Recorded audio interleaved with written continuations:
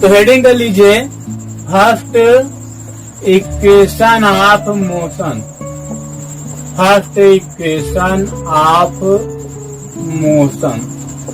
तो इसको हम दो तरीके से बताएंगे, एक क्लास 9th वाले से जो कि आपको तुरंत झट से समझ में आएगा, और एक क्लास 11th के लेवल से जो कि आपको तभी समझ में आएगा जब आप डिफरेंशिएट सही से पढ़े होंगे। ठीक, फिर भी यहाँ पे हम प्रयास करेंगे कि आपको समझ में आ जाए, अगर नहीं पढ़े तब भी। चलिए, तो त्वरण का फार्मूला क्या होता है?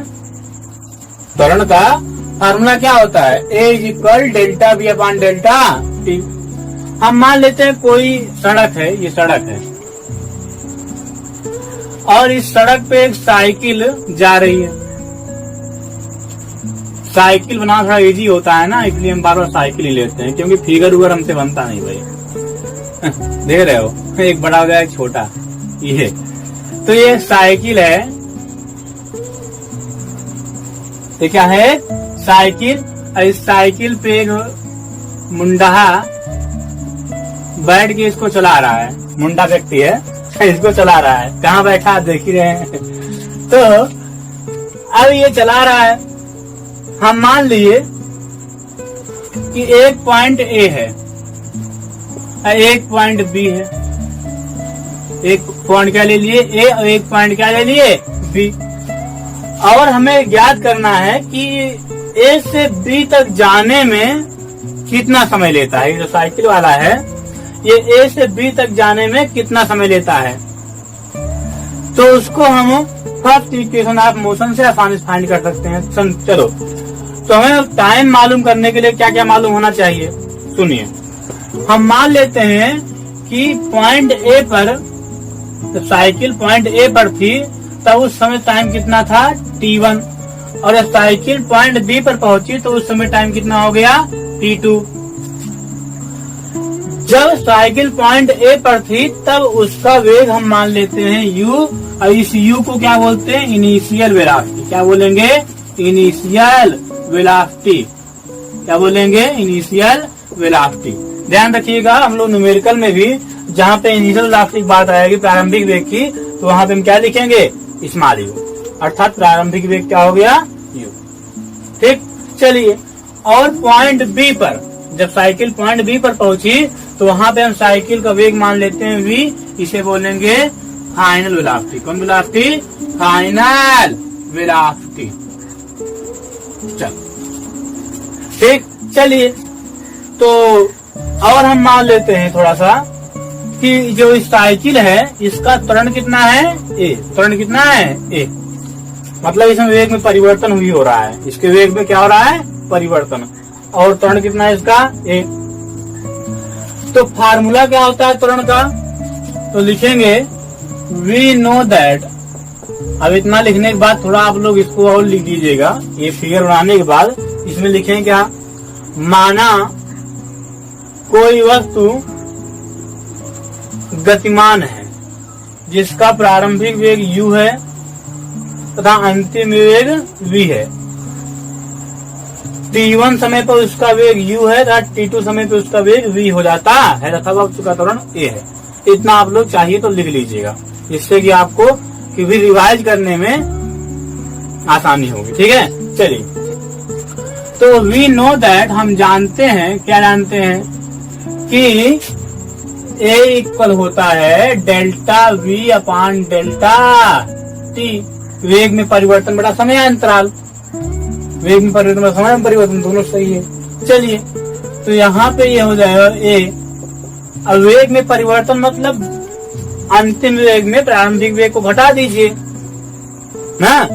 जैसे आपने एक साल में, मान लो 2017 में आप लोग 5 लाख रुपए कमाए और 2018 में कितना कमाए? 10 लाख। तो परिवर्तन कितना हुआ? 5 लाख का। पैसे जाने अंतिम में पहले को घटा दिए, तो इसी तरह यहाँ भी अंतिम में पहले को घटा दीजिए। यहाँ हो जाएगा final velocity, final velocity minus यहाँ पर लिख रहे हैं, ध्यान दीजिए, initial velocity. Final velocity minus initial velocity.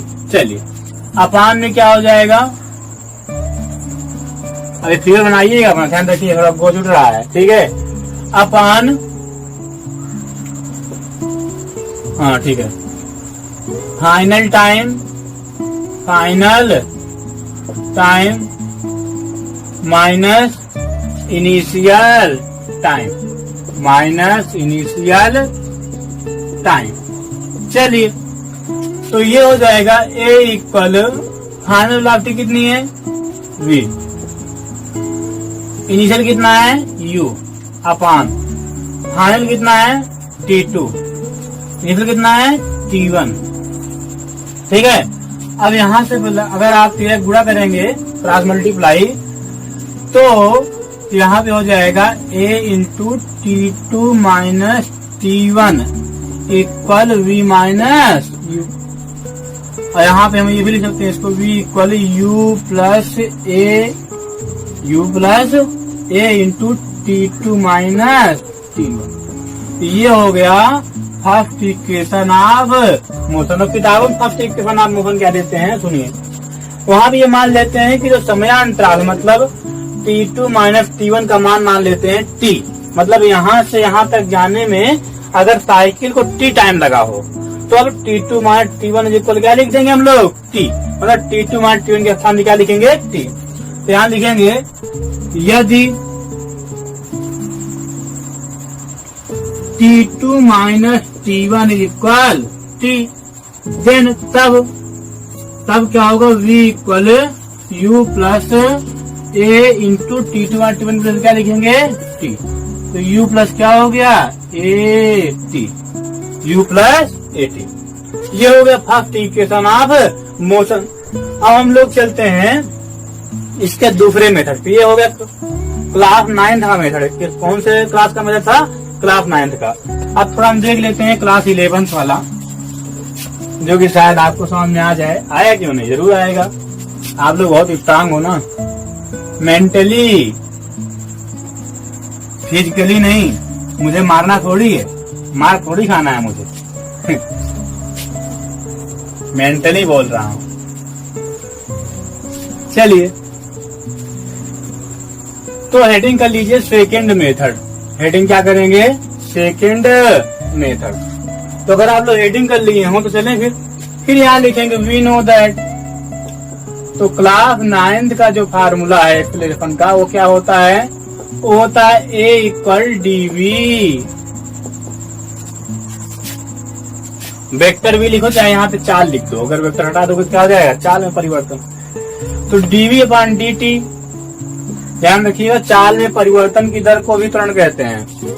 ठीक है, अगर आप dv अपॉन dt लिखते हैं तो रॉन्ग ना नहीं होगा। ठीक, चलिए, तो a इक्वल dv अपॉन क्या हो गया? dt। थोड़ा तो राइटिंग बहुत खराब बैठती है मेरी। तो a इक्वल क्या हो गया? dv upon dt। चलिए ठीक है, अब इसमें क्या लिखेंगे हम लोग? देखिए, dv इक्वल क्या हो जाए? dv इक्वल हो जाएगा a dt। dv equal a dt। अब सुनिए वही बात, हम दोनों क्या कर देंगे? इंटीग्रेशन। दोनों क्या कर दिए? इंटीग्रेशन। और यहाँ पे इंटीग्रेशन किसके सापेक्ष हो रहा है? वेग के सापेक्ष, v के सापेक्ष। और यहाँ पे किसके सापेक्ष? टाइम के सापेक्ष।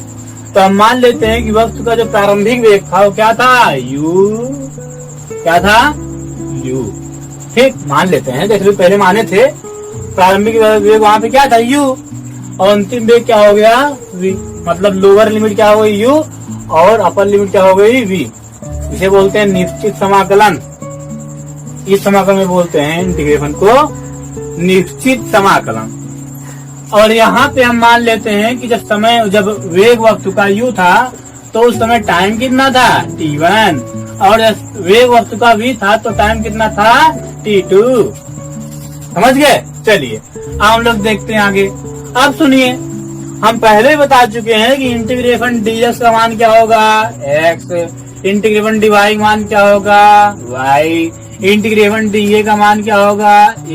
इसी तरह इंटीग्रेशन dv का मान क्या होगा? v। क्या होगा? v। और अगर आपको ये निश्चित समाकलन दिया हो तो ये खाट्य से जो है, ध्यान रखिए कैसे? खाट्य से। ऐसे खाट्य से यहाँ पे u यहाँ पे आ जाएगा और v यहाँ पे आ जाएगा। समझ में आ रहा होगा? ऐसे लिख दें क्या? अब हो जाएगा आगे ए को यहाँ पे हम कांस्टेंट मान के चलेंगे। कैसे? कांस्टेंट। ध्यान रखिएगा, एक समान त्वरण। कैसा? एक समान त्वरण, मतलब त्वरण में परिवर्तन नहीं हो रहा है। तो अगर त्वरण में परिवर्तन नहीं होगा तो इसको हम कहाँ कर लेंगे? बाहर। तो ये बाहर आ गया, अंदर कौन बचा? dt। इंटीग्रेशन dt मान क्या होगा? t। ये t1 यहाँ पे आ जाएगा, t2 कहाँ पे आ जाएगा? यहाँ पे। ये हो गया v और u v equal a into, अब एक बार t प्लेस पे क्या लिखेंगे? t2, बीच में माइनस, फिर t प्लेस पे t1।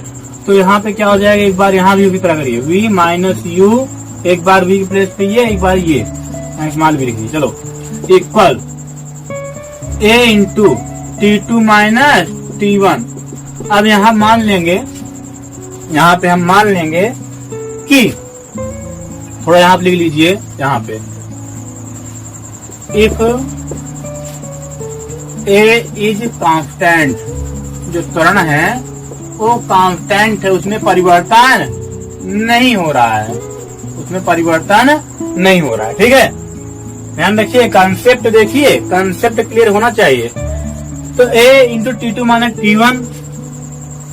अब जैसा कि हम पहले बताए थे कि यदि जो समयांतराल हो वो कितना हो जाए? t। समय कितना लगे? एक पॉइंट दूसरे पॉइंट जाने में t। तब t2 माइनस t1 के स्थान हम क्या लिख देंगे? t। तब हो जाएगा v minus u equal a t।